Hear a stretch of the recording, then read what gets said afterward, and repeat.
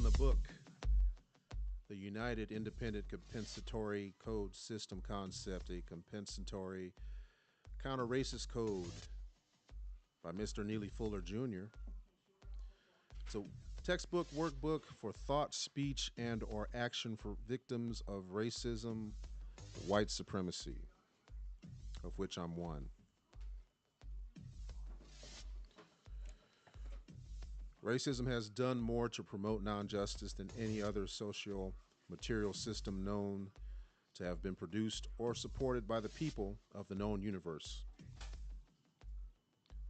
No major problem that exists between the people of the known universe can be eliminated until racism is eliminated. The fear, frustration, malice, and confusion that is caused by racism, white supremacy, retards or prevents all constructive activity between the people of the known universe. The only form of functional racism that exists among the people of the known universe is white supremacy. The people who have the ability to eliminate racism do not have the will to do so, and the people who have the will to do so do not have the ability. Regardless of all that has been said or done, the quality of the relationships between white people and non-black people is and has been a total disaster. Justice is better than racism. As long as racism exists, anything said or done by people that is not intended to help eliminate racism and to help produce justice is a waste of time or energy, or both, and or.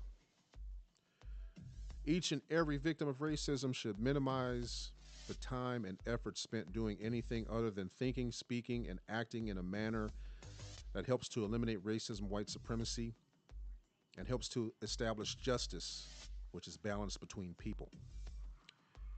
Each and every person should seek to do this every day in every area of activity, and there are 9 of them. 9 areas of activity which you'll hear me refer to constantly, and other social media commenters, or whatever you might want to call them, commentators, what have you. The 9 areas of activity are as follows: economics, education, entertainment, law, labor, politics, religion, sex, and war/counterwar. 9 areas of activity occurring in the known universe among humans. I added that little commentary in there, by the way.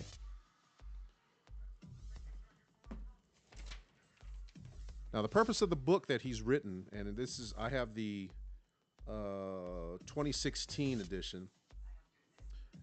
The purpose of it is to present material in book form that can be used as a basic guide for those individual non-white people who are the victims of racism, victims of white supremacy, who may wish to think, speak, and or act to eliminate racism, white supremacy, and do so not as a formalized group, but as individual persons. So this plays into what I said earlier about the walk that you take is your own when it comes to Black empowerment. I've started taking that walk just today, even before now. This means that an individual non-white person who is the victim of racism can pick, choose, and support through individual thought, speech, and or action only those parts of the book that he or she, as an individual person, sees fit to support, though his or her individual thought, speech, or through his or her individual thought, speech, and or action. Again, the purpose of the book: to present material in book form that can be used as a guide for a complete code of thought, speech, and or action for victims of racism, which, when promoted by an effective number of individual victims of racism, would result in a collective effect against racism. So here's the code book right here, people. This is the code book. This is a code book. Definitely a code book that we should be following. All of us should be following this, but we are not. We are not on code, and I doubt very seriously that we'll ever will be. And I hate to sound pessimistic.